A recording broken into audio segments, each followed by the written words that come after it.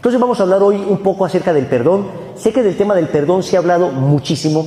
Sé que el tema del perdón es un tema hasta un poco trillado en el sentido de que lo hablan y lo hablan y lo hablan, pero me parece que el enfoque cristiano del tema del perdón es del todo revelador. Es decir, hay un ingrediente en el enfoque cristiano sobre el perdón que lo hace del todo único, que me parece que ayuda a que el perdón se realice verdaderamente. Nada más, hace poco estábamos recordando el testimonio de Consuelito. Consuelito es la señora que nos ayuda en la cocina a nosotros en los retiros espirituales.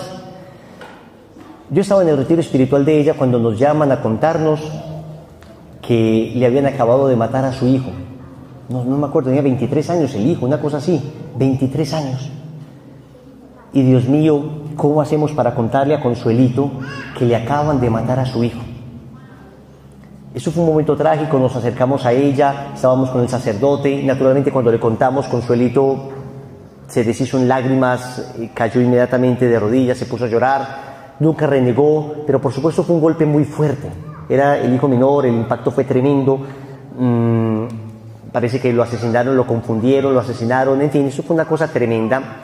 El caso es que unos 5 años después, la misma Consuelito, que por gracia de Dios había logrado perdonar a estas personas, pues Consuelito cuenta el testimonio en un retiro espiritual y cuenta ese testimonio diciéndole a todo el mundo el don del perdonar, la capacidad que Dios da de perdonar incluso lo imperdonable, incluso aquellas cosas que parecen imposibles de perdonar. Consuelo cuenta el testimonio y un joven se pone muy pálido, un joven palidece. El joven se le acercaba y le decía a Consuelito, madre, madre, madre, justo como le decía a su hijo. El caso es que al finalizar el retiro, el sacerdote dice, por favor, hay un joven acá que quiere hacer algo. Joven que estaba viviendo el retiro. Ese joven se pone de pie y llama a Consuelo y le dice, doña Consuelo, venga por favor.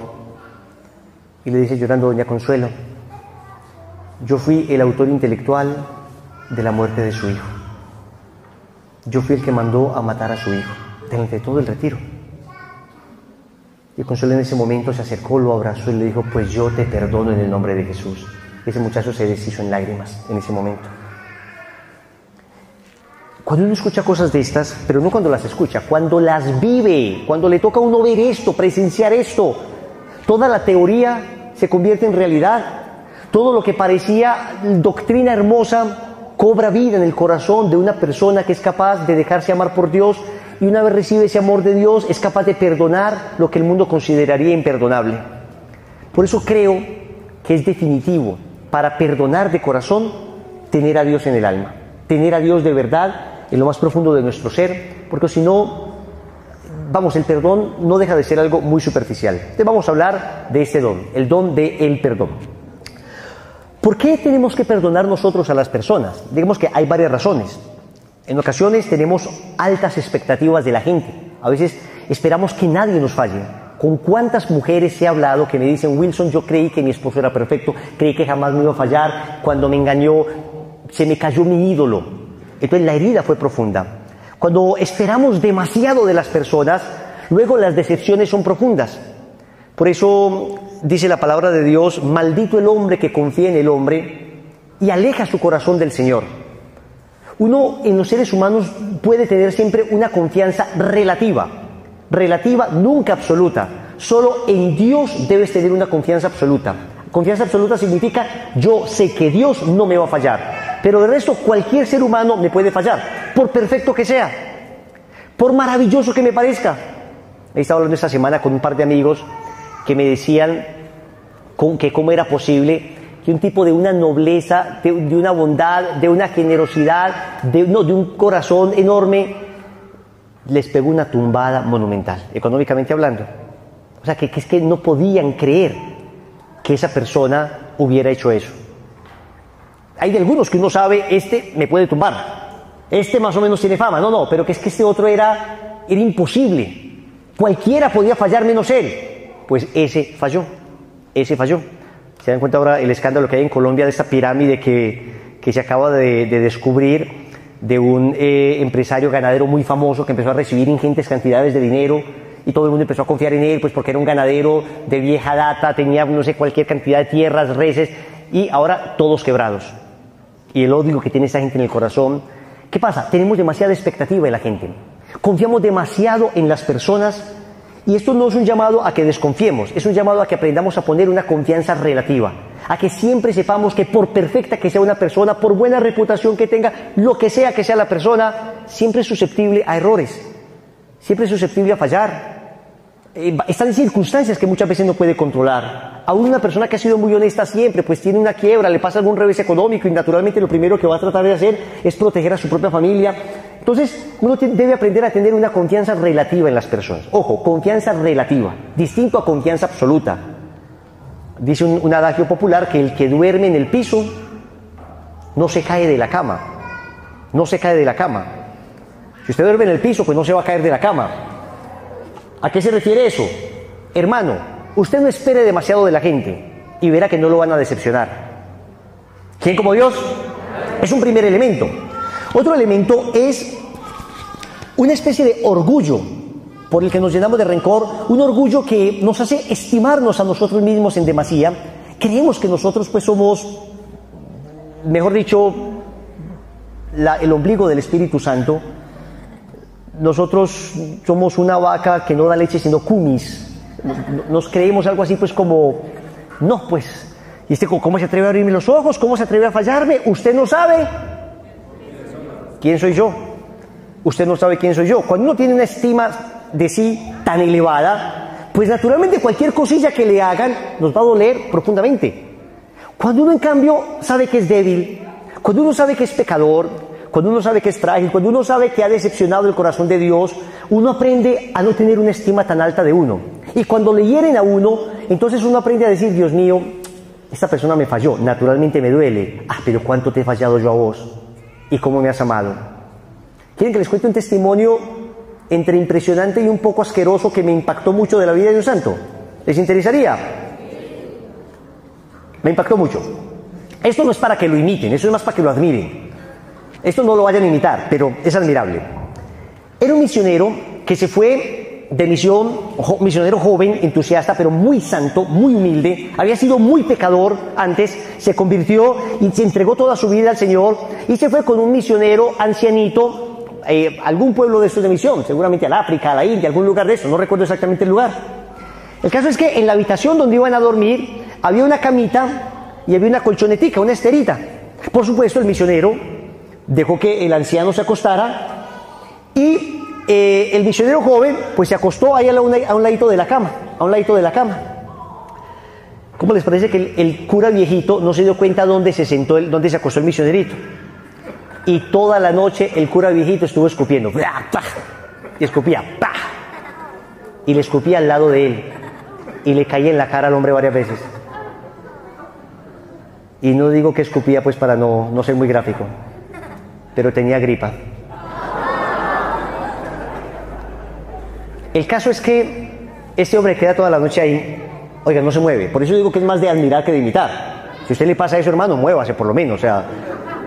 Pero el hombre nada, ahí, y dele, y dele, y dele. El caso es que cuando se levanta al día siguiente, el sacerdote viejito se levanta y ve ese espectáculo, el otro hombre cariverde, no.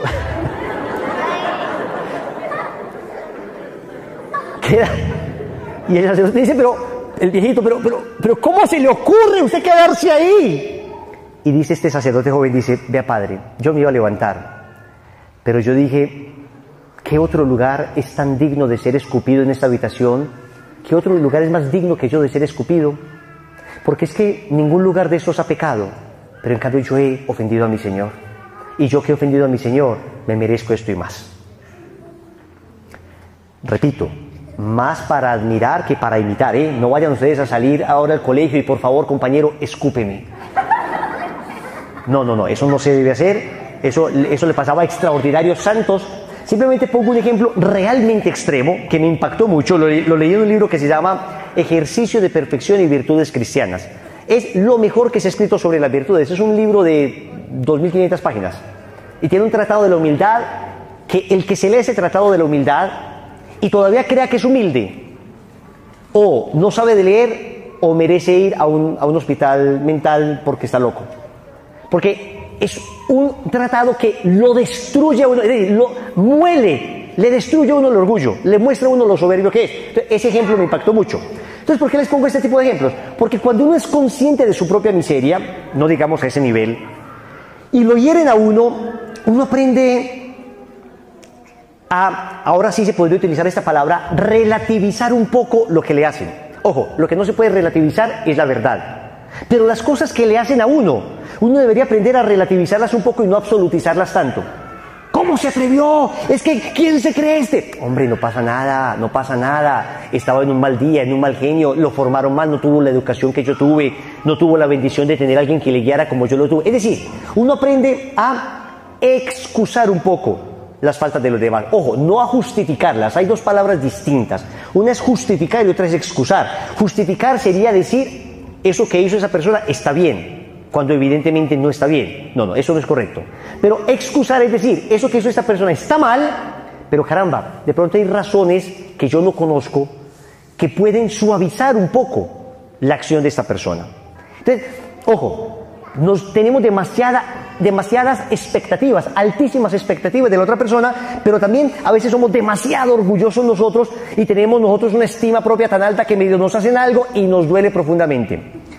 Otra razón por la que hay gente que odia muy fácilmente se debe también mucho a los temperamentos. Hay temperamentos que son muy proclives como al rencor. Las cosas les duelen mucho y las cosas les impactan y se queda grabada en la memoria. Uno tiene que aprender a purificar el temperamento. Ustedes se dan cuenta que hay gente a las que le ha pasado la roya por encima, muertos, hijos, eso pasa de todo, quiebras económicas, y es gente con un corazón muy sano. Otros, en cambio, que uno no lo saludó hoy y tiene un odio que se lo está comiendo durante 20 años. Uno dice, ¿pero a qué se debe eso? Tiene mucho que ver con los temperamentos. Uno tiene que analizar mucho el temperamento de uno como es. ¿Cuáles son los temperamentos normalmente a los que les impactan mucho las cosas y les pueden quedar grabadas? Los temperamentos más melancólicos son personas a las que las cosas les impactan, pues tienen que cuidar mucho su corazón. Y el colérico, aunque las cosas no le impactan muy fácilmente, cuando le impacta algo, el colérico permanece con eso muy, muy profundamente grabado. El sanguíneo y el flemático, yo esto lo digo porque ya lo conocemos, ¿no? Ya vimos un poco de ese tema. Son temperamentos más tranquilos en general. Al sanguíneo le pasa algo, pero se le olvida rápidamente. Y el flemático es que eso le pasa la roya encima y ese hombre cae el mundo y el hombre está feliz de la moña. ¿Quién como Dios? También hay razones como de orden más biológico, como simpatías, antipatías humanas. A veces uno como que naturalmente a una persona le cae bien, a veces uno naturalmente le cae mal a otra persona. Uno no se debe dejar guiar mucho por eso, pero a veces hay personas que se dejan guiar mucho por esas corazonadas. Muy bien, también hay en el tema del odio, estamos tratando de desentrañar la razón por la cual nuestro corazón a veces se llena de odio. Hay un concepto de justicia de la crueldad. Ojo pues, el concepto de la justicia de la crueldad consiste en decir algo así como que el que me la hace, me la paga. Eso es una justicia de la crueldad. Es tratar uno de que todo lo que hacen contra uno deba resarcirse, el daño debe repararse. Pero en cambio lo que uno hace con otros, eso sí no. Vamos, a mí no me exige nadie reparación de nada, pero lo que hacen contra mí, eso sí exige una inmediata reparación y más o menos juega la dinámica de la ley del talión. ¿Se acuerdan de la ley del talión? Ojo por ojo, diente por diente. Miren lo que dice el Señor, Mateo capítulo 5, versículo 38. Habéis oído que se dijo, ojo por ojo y diente por diente. Pues yo os digo, no resistáis al mal, antes bien, al que te abofetee en la mejilla derecha, ofrécele también la otra. Palabra del Señor. ¿Quién como Dios? Vamos a ver, vamos explicando cosas que creo que esto es importante para ir entendiendo un punto exacto. A ver, la ley del talión es esto. La ley del talión en su época, cuando nace la ley del talión en el contexto de la comunidad judía, 8 o 10 siglos antes de Cristo, a uno le parece muy cruel, pero saben, ya aún la ley del talión significaba una superioridad moral respecto a las leyes circundantes de los países vecinos. ¿Por qué? Porque en esa época había barbaridad, eran bárbaros. ¿Qué significa?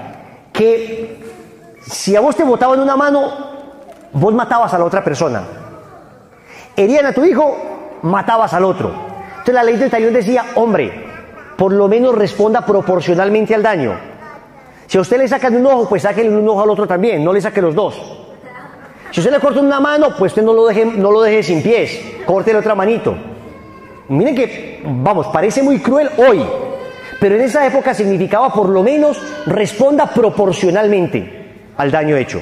Antes no. O sea, repito, esto ya significaba un avance moral. Pero Jesús dice, no, aún así no, aún así hay que mejorar esto. Se debe responder con caridad y con amor, no proporcionalmente. ¿Por qué? Porque resulta que la lógica no debe ser, si usted me la hizo, usted me la paga. La lógica debe ser, yo se la hice a Dios y Dios me perdonó. ¿Yo con qué cara voy entonces a ti a exigirte la ley del talión? ¿Y se acuerdan de la famosa parábola de el rey, el siervo inicuo o el siervo sin entrañas? ¿Se acuerdan de ese siervo al que un rey le prestó 10.000 talentos? ¿Saben cuánto es 10.000 talentos? Les voy a hacer más o menos para que se hagan una idea. 10.000 talentos son 60 millones de denarios. Y este hombre es perdonado por el rey de estos 10.000 talentos. Y sin embargo, cuando sale de allí, este hombre se encuentra a alguien que le debe 100 denarios. 100 denarios. Y no es capaz de perdonar al que le debe 100 denarios. Él le debe al rey ¿cuánto? 60 millones. ¿Y este otro le debía cuánto? Estamos hablando de una desproporción, una desproporcionalidad. Es decir, el rey le perdonó lo imperdonable y este no fue capaz de perdonar. Bajo la lógica del talión, él hubiera dicho, ojo por ojo, diente por diente. Yo le presto, usted me paga. Si no me presta, si no me paga, a la cárcel. Esa es la lógica de la crueldad. Y por eso es una lógica que siempre nos herirá. Y decía pues Gandhi, yo no es que cite muchas frases de gente externa a la fe, pero Gandhi fue un personaje que intentó ser cristiano. Gandhi casi se convierte al catolicismo, pero dicen sus biógrafos que se detuvo por la falta de testimonio de algunos cristianos. Ojo pues, y Gandhi decía, con esa ley del talión la humanidad va a quedar ciega. Con tanta ley del talión la humanidad va a quedar ciega. Claro, porque ojo por ojo, diente por diente. Entonces usted me saca un ojo y después le saca el otro ojo y mejor dicho, hermano. ¿A qué se refería con eso? A que hay que salir de esa lógica. Y la respuesta la tiene el Evangelio. Es la lógica de la misericordia. La lógica del perdón no es la lógica de la crueldad, es la lógica de la misericordia. También hay una lógica en el perdón. Ojo, uno no perdona porque sea una persona irracional. Porque alguien dirá, no, pues entonces Jesús dice, no ojo por ojo, diente por diente. Si alguien te pega en una mejilla, ofrécele la otra. Entonces usted dice, pues si me tumbaron, entonces ¿qué? ¿Le vuelvo a prestar dinero al que me tumbó? Este me engañó, entonces vuelvo a dejarme engañar. Hay que entender adecuadamente esto, porque miren que cuando Jesús estaba ante el sumo Sanedrín, cuando Jesús estaba en el momento de su pasión, a Jesús le preguntan, ¿quién eres? Cuéntanos quién eres. Y dice el Señor, he hablado abiertamente en el templo. Pregunten a los que me han escuchado. Y llega un soldado del sumo sacerdote y le pega una bofetada al Señor. Todos los místicos dicen que el Señor prácticamente no podía ver por ese ojo de la hinchazón que le provocó ese golpe. Y el Señor no puso el otro ojo.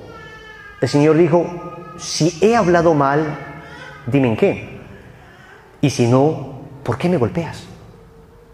¿Qué está diciendo el Señor acá? Que cuando pone este ejemplo hiperbólico de pon la otra mejilla, se refiere a ser capaz de, por Dios, sacar del corazón eso, ser capaz de no odiar a esa persona, ser capaz de no es por ponerle la otra mejilla a la misma persona, es ser capaz de no dejar no desconfiar de todo el mundo, porque eso es lo que pasa, que alguien me la hace, entonces esta mujer fue engañada por un hombre y ya no confía en ningún hombre. Esta persona fue engañada en un negocio y ya no confía en nadie. Lo que el Señor está diciendo es, venga, que alguien te haya fallado no significa que todo el mundo te vaya a fallar. Esa mejilla, vamos, que puedes volverla a poner. No para que te golpeen otra vez. Pero no está diciendo el Señor, oiga, admita la injusticia, porque ante una injusticia el Señor respondió con la verdad. Perdón no significa necesariamente que nosotros estemos de acuerdo con las injusticias. Uno perfectamente puede perdonar y exigir justicia. Una mujer cuyo marido la abandonó y que está gastándose el dinero con otra mujer y no da un centavo para la manutención de sus hijos. Esa mujer perfectamente puede perdonar a esa persona a la vez que lo tiene demandado. ¿Sí me comprenden? Perfectamente. Porque no tiene un daño en el corazón. No obstante, está exigiendo justicia. Y es perfectamente válido exigir justicia. Porque además, esta persona de alguna manera se está perdiendo. Cuando yo le exijo a la persona justicia, lo que estoy haciendo es, en el fondo, un acto de caridad con esa persona, evitando que se condene por su irresponsabilidad. Por eso el tema del perdón requiere del Evangelio, que nos ilumine. Sigo todavía con otro ejemplo. La mujer me dice: Wilson, este hombre llega todas las noches y me golpea. Yo lo saqué de la casa, porque llega borracho. Ahora tú me dices que lo perdone. ¿Yo cómo voy a volver a recibir a este tipo si llevo 6 meses viviendo tranquila con mis hijos? Si llevo 6 meses pudiendo llegar a la casa en serenidad, con paz en mi corazón, sabiendo que mis hijos están protegidos, y usted me viene a decir que lo perdone. Pregunto, ¿debe perdonarlo o no? Sí, hay una diferencia entre perdón y reconciliación. No todo perdón puede llegar a reconciliación. Sería ideal en las circunstancias en que se puedan, pero no todo perdón termina en reconciliación, porque en ocasiones no hay manera de reconciliarse con una persona que no se ha arrepentido de su actitud. Pues yo no puedo esperar a que esa persona se arrepienta de su actitud para perdonarlo, porque entonces estaría siendo esclavo de esa persona todavía. Yo no puedo hacer depender mi corazón, la sanidad de mi corazón, la integridad de mi corazón, no puedo hacerla depender de otra persona. Recuerdo una jovencita que me decía: Wilson, mi papá nos abandonó. Estábamos celebrando mis 15 años. Era el día más feliz de mi vida. Yo estaba como una princesa, me decía ella. En esa época se utilizaban esos vestidos, ¿se acuerdan que le metían un aro grandísimo y que no podía ni caminar la pobre muchacha? Me decía: yo me compré el aro más grande para el vestido más grande, que se rodaban por las escalas, muy chistoso cuando caminaban, bendito sea mi Dios. Y ella decía: era el día más feliz de mi vida. Yo iba bajando por esas escalas como una princesa. Y se apareció mi papá, después de 3 años que no lo veía. Me arruinó mi día, porque yo lo odiaba. Entonces yo le decía: ¿por qué le seguiste dando poder a él de dañarte?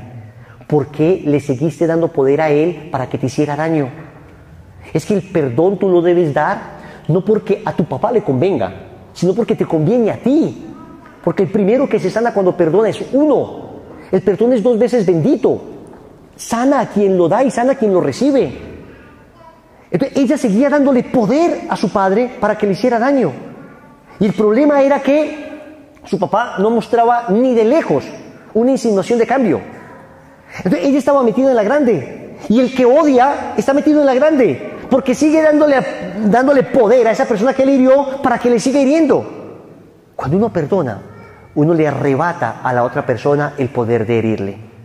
Uno le dice a esa persona: ¿sabes qué? Ya no me vas a herir más, porque te perdono. ¿Me voy a reconciliar? Si cambia, sí. Si no cambia, no. Y si cambia, debo devolver toda mi confianza. La persona se arrepiente: Wilson, perdóname, sí. De esos 400 millones de pesos, yo sé que fallé. Perdóname de todo corazón. ¿Me perdonas? Sí. ¿Estás yendo a la consagración? Sí. Wilson, ¿de verdad me perdonaste? Sí. Wilson, ¿me prestas otros 100 millones? No.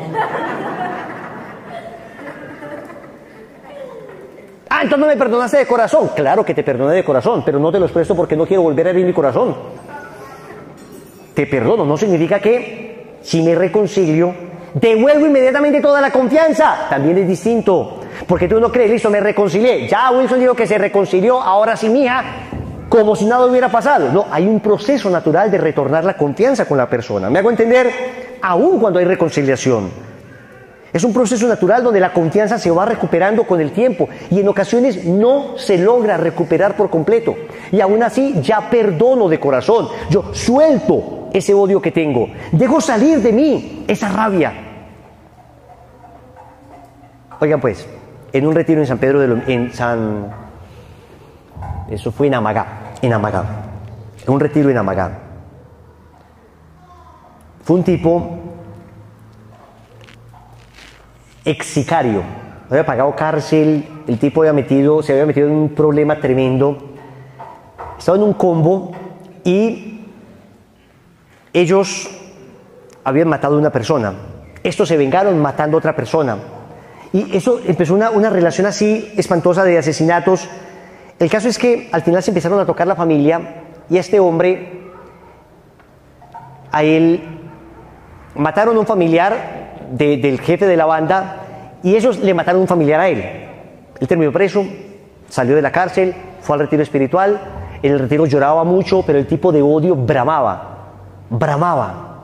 Porque el tipo se había jurado a sí mismo que se iba a vengar, que él iba a matar aunque lo mataran a él.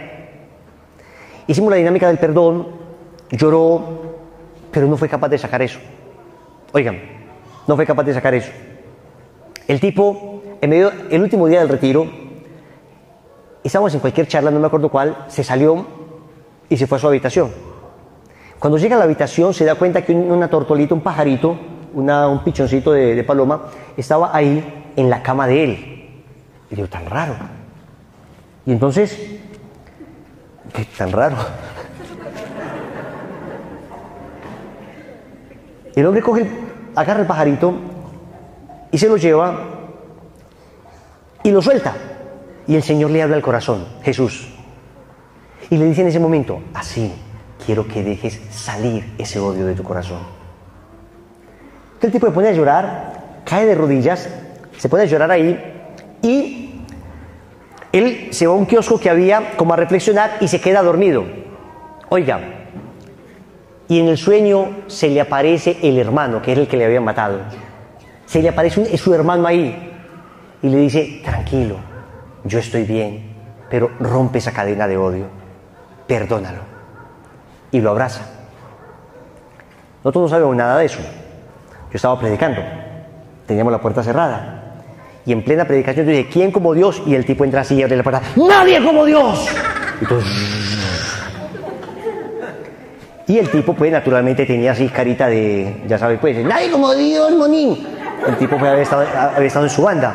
Entonces todo el mundo decía, era el que decía, ¡ay, nadie, parcerito! Entonces cuando lo ve todo el mundo se asusta a ver qué había pasado y el tipo llega llorando, me dice, Wilson, ¿puedo hablar? ¿Puedo hablar, parcerito? Yo, claro que sí, puede hablar. Le doy el micrófono y el tipo comienza a hablar y nos cuenta ese testimonio. Qué chillada nos pegamos. Fue impresionante. ¿Por qué me conmovió tanto? Porque resulta que nosotros no habíamos logrado. Le habíamos hecho la bendición de María Auxiliadora, la confesión, dinámica del perdón, todo, nada le funcionó. Y el Señor mismo se valió de ese medio, de ese camino sobrenatural para ayudarle a perdonar. ¿Quién como Dios? Y después de Dios, madre mía. Eso es apenas la introducción. ¿Qué pasa cuando odiamos?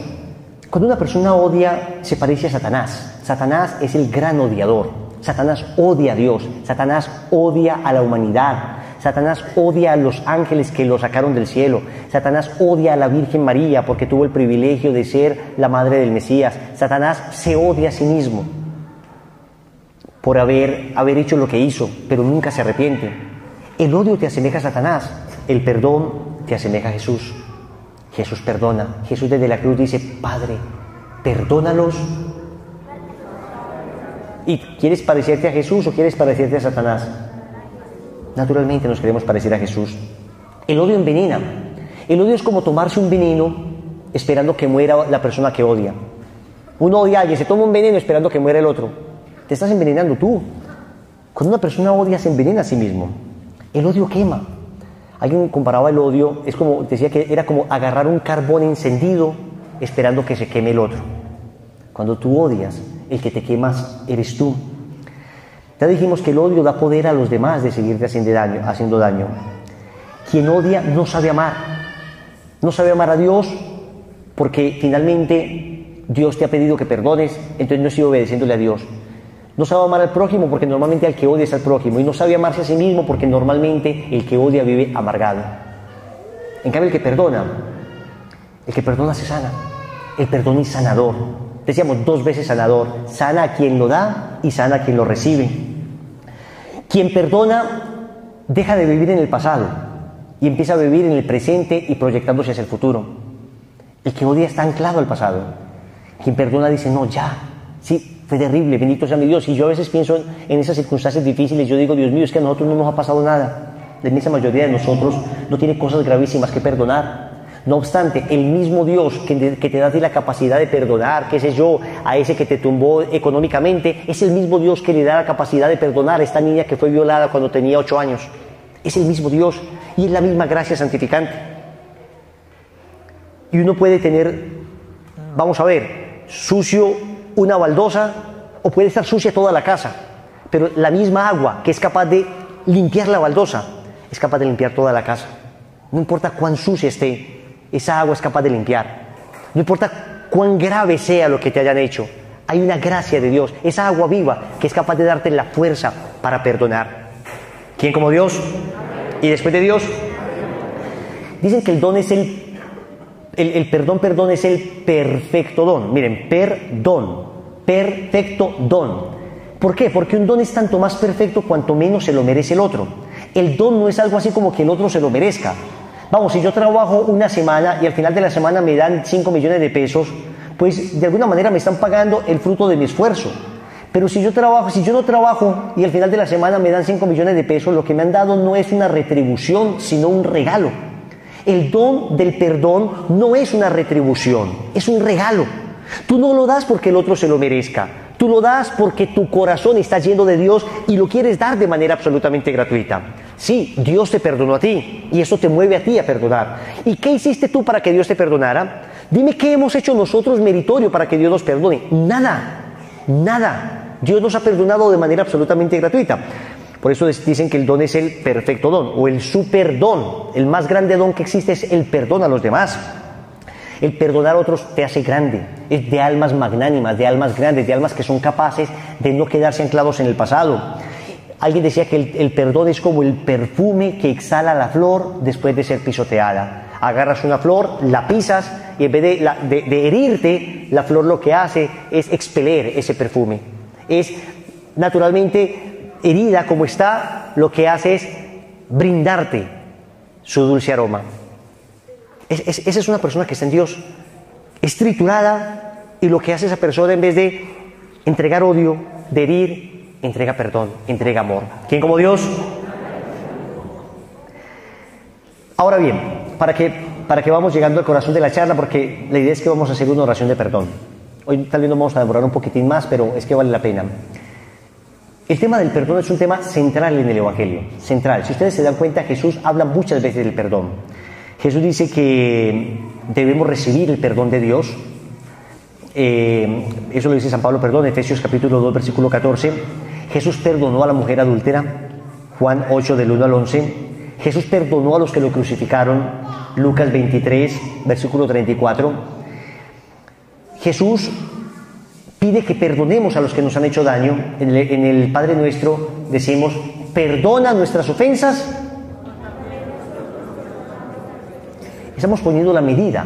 Nosotros le estamos diciendo al Señor, mira, yo voy a perdonar a los otros porque tú me has perdonado a mí. Y el Señor termina el Padre Nuestro y repite de todo el Padre Nuestro. Cuando uno lo lee en el Evangelio de San Mateo, el Señor termina diciendo, y líbranos del mal. Y después dice, porque si ustedes no perdonan de corazón a los que les han hecho daño, tampoco mi Padre los perdonará. Lo único que el Señor comenta del Padre Nuestro es el tema del perdón. El Señor dice que perdonemos 70 veces 7. El número 7 en la Biblia es un número que significa perfección. 70 veces 7 significa perfectamente perfecto. Pedro le dijo, Señor, tenemos que perdonar hasta 7 veces, o sea, tenemos que perdonar perfectamente, y al Señor le pareció poco. El Señor dijo, no, 7 veces es poco. O sea, lo que tú consideras perfecto es poco. Hay que perdonar perfectamente perfecto. Parece una redundancia, un pleonasmo, pero lo que está diciendo el Señor es que no hay momento en que no puedas perdonar. No hay nada que te hagan que no lo puedas y debas perdonar. ¿Quién como Dios? Muy bien. Existen entonces como 3 niveles de perdón, y en esos 3 niveles vamos a hacer oración ahora. Hay como 3 personas a las que debemos perdonar. El primer nivel, decía San Francisco de Asís, es sacar el resentimiento de odio, o el sentimiento de odio, perdón, o el resentimiento que tenemos contra Dios. Oigan, hay gente que odia a Dios. ¿Sabían? Es imposible que Dios haya hecho algo malo. Dios no hace nada malo, todo lo que hace es bueno. Y sin embargo, a veces uno ha atribuido a Dios cosas que Dios no ha hecho y lo terminan odiando. Esos que dicen, ¿pero por qué? ¿Por qué mi hijo viene así? ¿Pero por qué este revés económico? ¿Pero por qué si hemos luchado tanto no hemos logrado este trabajo? ¿Pero por qué en este accidente nos pasa esto a nosotros? ¿Pero por qué el terremoto me tumbó la casa mía pues y no la de los demás? ¿Ves? Uno empieza a culpar a Dios de cosas que Dios no ha hecho. Hombre, estamos en la vida, estamos acá en la tierra y puede pasar cualquier cosa. Pasa que a veces el terremoto te tumba la casa tuya y otras veces la de otro. Pasa que el carro que chocaron es el tuyo, pero también chocaron el del otro de repente. Pasa que tú te enfermas y también se enferma otra gente. Lo que pasa es que el demonio se aprovecha de esos sentimientos para manipularnos y hacernos pensar que solo nos está pasando a nosotros porque Dios se ensañó contra nosotros. Atentos, que el demonio muchas veces quiere que terminemos odiando a Dios. Y tenemos que sacar de nuestro corazón todo tipo de resentimiento y todo tipo de visión equivocada de Dios. Esa imagen deforme de Dios que nos hace pensar que Dios es algo así como un tipo malo que nos quiere hacer sufrir o que nos quiere santificar exclusivamente a partir del dolor, del sufrimiento. Tenemos que tener mucho cuidado en ese sentido porque muchas veces de ese sentimiento malsano, de esa idea distorsionada de Dios, se vale el demonio para alejarnos de Él. Y repito, he escuchado a mucha gente que me dice eso, Wilson, pero es que a mí me pasa todo. Es que yo veo otras familias y les va bien, todo es perfecto, pero ¿por qué a nosotros? Es que Dios no me quiere, es que Dios no me ama. Venga, que no es así, no es así. Porque en eso no te puedes guiar por estadísticas. Yo recuerdo una jovencita que estábamos evangelizando una vez, ella de una familia adinerada, una familia buena, pero me dijo, es que me pasó todo. Tuvo unos exámenes muy difíciles, se descompensó emocionalmente, estudió mucho, se descompensó emocionalmente porque en ese momento le había terminado el novio, entonces en medio de los exámenes trasnochó mucho, se descompensó físicamente, se le había acabado de perder el perro, lo llevaron a una guardería de perros y se desapareció ese perro. La muchacha decía, no, es que me cayó pues la roya, esto es el fin del mundo, es lo peor que le puede haber pasado a alguien, pero ¿por qué me pasa a mí? Pero es que yo qué he hecho, pero es que a todo el mundo le va bien, pero es que a mí me va mal. Yo le dije, ven, acompáñame. Me la llevé a un apostolado, me la llevé a orar por una señora. La señora tenía una enfermedad extraña en su piel, que tenía erupciones en toda su piel. Era como pero eran unas como verrugas, heridas, era una cosa verdaderamente terrible. O sea, hasta yo me impacté, que yo es que visito mucha gente y he orado por muchas personas, y he orado por gente a la que el cáncer le ha deformado el rostro. Una señora que una vez tenía un cáncer acá en la garganta y el cáncer le había deformado por completo, creí que era lo más terrible que iba a haber, pero cuando veo a esta señora me impacto yo. Pero esta señora que nos recibe por allá en un barrio bien popular de Medellín, nos recibe con una sonrisa, nos recibe con una alegría, con un gozo, nos abre la puerta. Entonces claro, entramos, no modulaba una sola palabra esta jovencita, en silencio, no decía nada. Y esta señora, bendito sea mi Dios, gracias a Diosito que hoy tenemos que comer. Imagine que ayer no teníamos lechita y hoy la providencia divina nos trajo lechita y hoy podemos tomar lechita después de una semana. Oye, contándonos eso. Éramos como nosotros, llorábamos de la tristeza y la muchacha en silencio. Y decía, esta vea, y me iban a quitar la casa y de cómo les parece que papito Dios me ayudó, pude pagar los servicios. Siempre estuvimos como 2 semanas sin luz. No. Oramos por ella, naturalmente, la acompañamos, la otra en silencio. Cuando salimos, naturalmente, le pregunté, bueno, y ella inclinó la cabeza y se puso a llorar. Simplemente me abrazó y se puso a llorar, y lloraba. ¿Qué argumento tenemos para irnos contra Dios? ¿Qué argumento tenemos para odiar a Dios? No somos aquellos que han sufrido más. O sea, uno a veces cree que después de la Virgen la persona que más ha sufrido pues soy yo. No, pues. ¿Y usted qué hace en la vida? Sufrir, llorar. No, muchachos. Ciertamente hemos sufrido y todos sufrimos de alguna manera, pero también debemos ver que esa es la dinámica de la vida, implica dolor, pero también debemos ver que hemos sido muy bendecidos por Dios y que hay gente que sufre mucho más que nosotros y mantiene una sonrisa que en nosotros hace tiempo se perdió. Pero hay que sacar de nuestro corazón esto, porque además cuando Dios permite que pasen cosas de estas difíciles, podemos utilizar ese dolor para santificarnos. Ese sufrimiento puede llevarnos al cielo si lo unimos a Dios. Segundo, hay que perdonar a los que nos han hecho daño. Perdonar al prójimo. Primero, perdonar a Dios. Segundo, perdonar al prójimo. Y ya les he dicho varias cosas de esto de perdonar al prójimo. Les recuerdo otras bien importantes. Miren, así como Dios nos perdonó, nosotros perdonamos. Pero aprendamos nosotros que finalmente, si supiéramos comprender un poquito más, si supiéramos entender un poquito más, si supiéramos ponernos un poquito más en los zapatos de otra persona, nos heriríamos menos. Hablé con una jovencita. La jovencita me contó que su papá le había dejado, había hecho sufrir a su mamá, su papá no respondía por ella, ella había logrado salir adelante sola, una mujer muy echada para adelante. Mejor dicho, cuando terminó de hablarme de su papá, yo dije dentro de mí, ese señor es un monstruo. Eso fue lo que yo pensé. Yo no le dije nada a ella, pues yo dije, ese tipo es malo, malo. El caso es que más o menos una semana después yo estaba en la misa y ese señor que me conocía se me acercó. Me dijo, Wilson, yo sé que Ana María, mi hija, habló contigo. ¿Podemos hablar? Y claro que sí, claro que sí. Monstruo, dije dentro de mí. Me senté a hablar con el monstruo. Supuestamente el monstruo. Y me dice, Wilson, yo te voy a contar mi vida. ¿Usted me permite? Yo, claro, cuénteme. Estábamos ahí en la iglesia, en la banca de atrás. Y me dice, yo soy hijo de una prostituta. Una mujer que se droga, una mujer que se prostituye, una mujer que trabaja en lugares feos. Desde niño yo fui criado en cabarets. Vi fumar a mi mamá. Me acuerdo verla fumar marihuana, heroína, consumir cocaína toda la vida. A mí me cuidaban los celadores, esa fue mi infancia, Wilson. Naturalmente, esa vida tan difícil me llevó a caminos malos. Pero aún así, nunca he matado a nadie, nunca he robado. Aún así, he creído siempre en Dios. Una tía me ayudaba.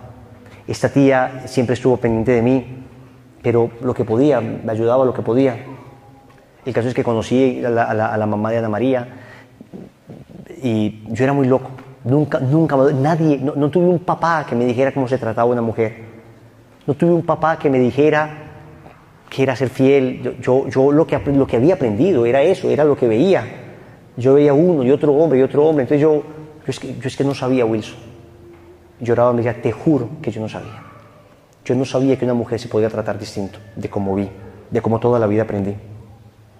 Ahora llevo 2 años tratando en un camino de conversión, por eso Ana María dice que no me quiere perdonar, que me desaparecí toda la vida. Tiene toda la razón y yo entiendo que no me perdone. Pero Wilson, es que esta fue mi vida. Yo soy hijo de una víctima. Yo soy víctima de una víctima. Y ahora mi hija es mi victimaria y yo quiero romper esta cadena. No, yo abracé ese monstruo con un amor.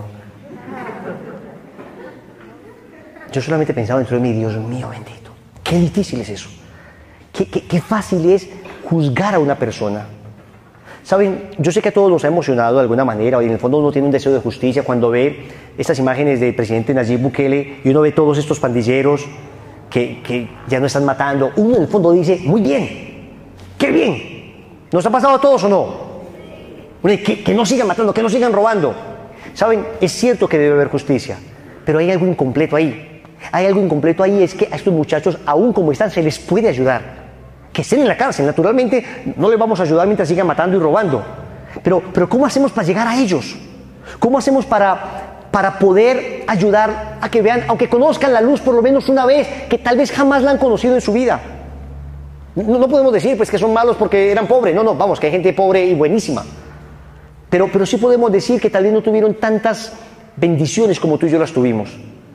Y a ver cómo el corazón cristiano no puede ser simplemente un corazón lleno de una justicia estricta. No. A ver, hay algo dentro de nosotros que clama al ver estos jóvenes así, no dice, Dios mío, algo nos salió mal. Eso es producto del pecado. Claro que está bien que haya orden, justicia, está muy bien. Eso pertenece a la doctrina social de la iglesia. Pero además, no se puede quedar esto así. Tenemos que ver cómo les podemos ayudar a estos muchachos. Adri, por ejemplo, va mucho a cárceles. Yo he ido mucho menos, pero conozco algunas cárceles también. He estado evangelizando gente en la cárcel. ¿Conoces unas historias de dolor detrás de estos monstruos que uno dice, Dios mío, y si hubiera sido yo? Tal vez sería 10 veces peor. ¿A qué voy con esto?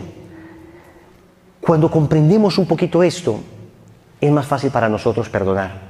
No estoy diciendo que sea bueno, nada justifica todo lo que se ha hecho, pero sí excusa un poco, por lo menos aminora un poco, entender un poco estas circunstancias. Claro que lo que el papá de Ana María hizo no era bueno. ¿A quién se le ocurre decir que era bueno, que se haya desaparecido? Pero caramba, qué distinto es después de que lo escuchas hablar. ¿Cómo cambian las circunstancias? ¿Quién como Dios? ¿Y después de Dios? Finalmente, perdonarme. Tercer nivel del perdón. Perdonarme. ¿Saben? A veces es más difícil ese que los otros dos. A veces uno con Dios entiende uno que Dios lo ama, lo perdona fácilmente. En un momento de gracia santificante o de gracia actual, uno es capaz de perdonar al que le hizo daño, pero luego perdonarme lo que hice, perdonarme mis errores, perdonar el hecho de que Dios ha sido demasiado bueno y yo he pecado, perdonar el haber partido el corazón de mi papá, de mi mamá, perdonar el haber rasgado el corazón de mi esposa, perdonar el haberle fallado a mis hijos, perdonar hasta una cosa involuntaria, el haber asesinado a alguien en medio de un accidente idiota por estar con un celular, y perdonarme a mí mismo por haber dañado el corazón de una familia. Dios mío, qué difícil es eso. Porque uno, es cierto que al que más duro le da es a uno mismo. Con el que menos misericordia tiene es con uno mismo. Uno tal vez logra ver la lágrima del otro arrepentido y esa lágrima lo conmueve y uno es capaz de perdonar. Pero cuando uno comete errores, uno se echa culpa de esos errores y uno se lastima y uno se lacera. Y esa niña que abortó y que ahora entiende que lo que hizo fue terrible, por Dios, qué difícil es en ocasiones para ella lograr perdonarse. Y el Señor nos manda a perdonarnos. Si Dios te perdona, ¿quién eres tú para no perdonarte? Y esas chicas que van, o esos jóvenes que fueron muy impuros, dañaron a muchas mujeres y después se arrepienten, o esas chicas que no llegaron con la pureza que hubieran querido a su matrimonio y hoy lloran haber cometido tantos errores y se sienten sucias y dicen, pero no, se confiesan una y otra vez, y ese que abortó se confiesa una y otra vez, y entonces le dice el padre, ya me confesé pero no me siento limpia. No, ya Dios te perdonó, no es a la confesión al lugar al que debes ir, ya Dios te perdonó, ya estás perdonado. Ahora lo que tienes que hacer es perdonarte a ti mismo. Ahora tienes que entender que su misericordia olvidó, que tú le dices a Dios, Señor, es que ya lo he confesado, pero acompañé a mi novia, por ejemplo, a abortar, y te pido perdón. El Señor te va a decir, ¿de qué estás hablando? La niña que dice, Señor, yo aborté, el Señor le va a decir, ¿de qué hablas? Yo acá tengo el libro de tu vida.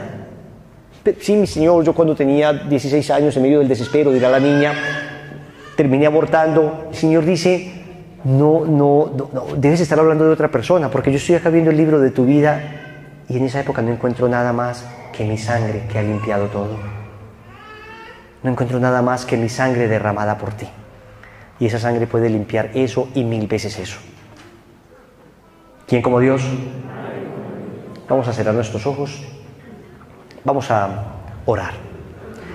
Porque para perdonar hay que pedir la gracia. En primer lugar hay que querer. Puede que no sientas todavía nada, pero perdonar es una decisión. Tú dices, yo perdono a mi papá, a mi mamá, a mí mismo, a Dios. Tomo la decisión de perdonar. Ok, el sentimiento vendrá después, pero tienes que tomar la decisión. Tienes que tener claro que primero es una decisión y luego tienes que pedir la ayuda al Señor. Tal vez a ustedes, a algunos, no les han pasado cosas tan graves como las que conté en esta charla. A veces son cosas pequeñas. A veces tienes que perdonar al compañerito que no te prestó algo. Tienes que perdonar al que te pegó jugando fútbol. Tienes que perdonar al que no te quiso compartir o ayudar en una tarea. De eso también se llena el corazón. Acostúmbrate a perdonar. Jóvenes, niños, acostúmbrense a perdonar, a no guardar nada en su corazón, como Jesús, que perdonó todo, una y otra vez. para que cuando pasen cosas realmente graves en la vida, ustedes tengan el hábito de perdonar. Vamos a cerrar nuestros ojos. Vamos a entregar a Dios este momento. Tal vez ya lo hemos hecho muchas veces. Si ya lo has hecho, no te preocupes. Si tú dices, Wilson, ya hice esta oración, ya perdoné, maravilloso. No tienes que volver a revivir nada. Al contrario, ahora que caminemos por tu vida, te darás cuenta que hay muchas cosas que, gracias a Dios, ya no te duelen. Recuerda sin dolor. Wilson, es que yo he perdonado, pero no logro olvidar. Hombre, naturalmente, el acontecimiento sigue estando en tu cabeza, pero ya no está en tu corazón. No lo olvidas literalmente. Quien olvida eso es tu corazón, no tu cabeza. Y cuando tu corazón lo ha olvidado, pasa que también hasta tu cabeza lo empieza a olvidar. Cierra tus ojos y acá a los pies de Jesús vamos a pedirle su gracia, su ayuda. Amado Señor, estamos ante tu presencia. Estamos aquí, Señor, agradeciéndote porque existe el perdón. ¿Qué tal que no existiera el perdón? ¿Qué tal que nos equivocáramos y ya estuviéramos condenados para siempre? Que no nos dieran nuevas oportunidades. Tú has sido tan bueno, Señor. Por eso vengo ante ti, en primer lugar, a sacar de mí todo resentimiento que tenga contra ti. ¿En qué loca cabeza cabe que tú me hayas hecho algo malo? Señor, me ha manipulado el demonio. El demonio me ha hecho creer que eres culpable de cosas que no tienes para nada culpa. Las más de las veces son consecuencias de mis actos. Otras acontecimientos que no logro explicar, pero que sé con certeza no son culpa tuya. Hoy quiero perdonarte, Señor, de todo corazón por esos engaños en que el enemigo me atrapó, que me llevaron a pensar cosas contra ti. No, Señor, tú eres bueno, tú eres maravilloso, tú nunca me has hecho mal, al contrario, todo lo has hecho bien. Todo lo has hecho bien porque me amas. Hoy te perdono, Señor. Ahora quiero perdonar a los que me han hecho daño. Vas a traer a tu mente en este momento a la persona que te hirió, a quien te falló, esa persona en la que confiaste, esa persona a la que amaste, o esa persona de la que esperaste tanto y que al final te defraudó. Tráela a tu mente, pero ya no para odiarla, ya no para señalarla, ya no para insultarla, ahora para perdonarla, ahora para abrazarla con la sangre de Cristo. Ese también es un redimido por Cristo. Señor, quiero perdonar inicialmente a mis papás, a papá, a mamá, si de repente no han sido lo amorosos que hubiera querido que fueran. Perdono a mi papá porque tal vez se fue. Perdono a papá porque no estuvo allí en el momento en que le necesitaba. Perdono a papá por no acompañarme en los momentos más importantes de mi infancia. Perdono a papá por el licor, la droga, las infidelidades. Papá, te perdono porque dejaste a mamá. Papá, te perdono por tu falta de ternura, de cariño. Papá, te perdono por tu falta de consejo, de aliento. Papá, te perdono porque nunca fuiste capaz de decirme que me amabas. Hoy te perdono de todo corazón. Querida mamá, te perdono. Te perdono de todo corazón por todas las veces en que quise hablar contigo y no había tiempo. Por todas las veces en que confié en ti y me defraudaste. Mamá, te perdono por todas las veces en que te la pasaste trabajando mientras quería que estuvieras a mi lado. Te perdono, mamá, por tu falta de afecto, por las palabras duras, esas palabras que me causaron dolores. Yo te perdono, mamá, porque sé que trataste de hacerlo mejor, igual que papá. Sé que trataron de ser los mejores padres, pero por Dios no hay un manual para ser padres. Yo los perdono, papá, mamá, los perdono. Ahora quiero perdonar a mis hermanos. Cierren sus ojitos y van a pensar en sus hermanos. Si han peleado con ellos, si han tenido rabia con ellos, vamos a perdonarlos.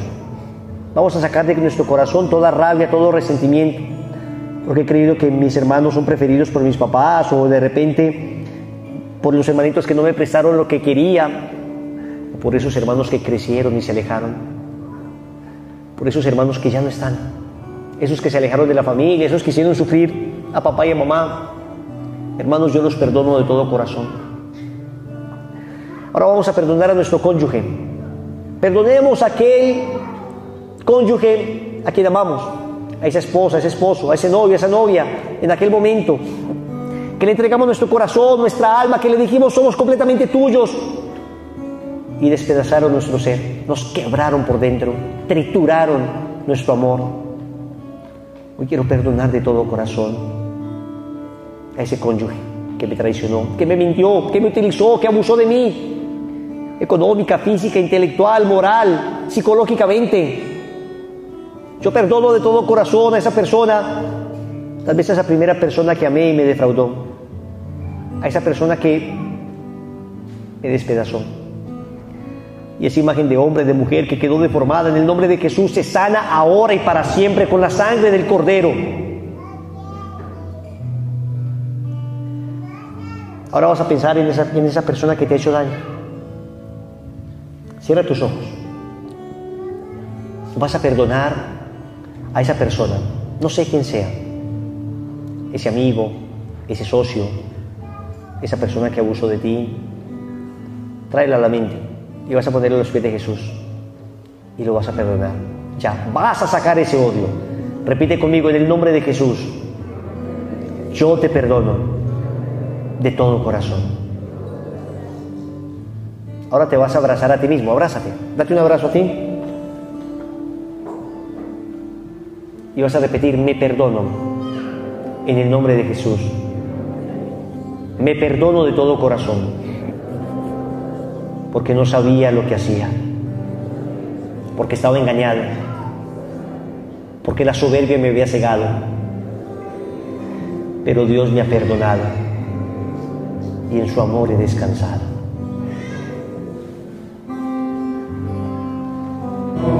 Padre nuestro que estás en el cielo, santificado sea tu nombre.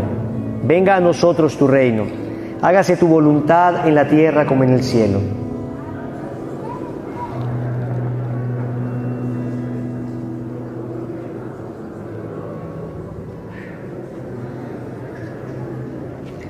Dios te salve María, llena eres de gracia, el Señor es contigo.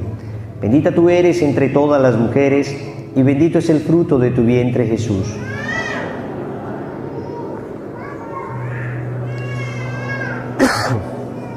Inclinando nuestra cabeza decimos: gloria al Padre, y al Hijo, y al Espíritu Santo.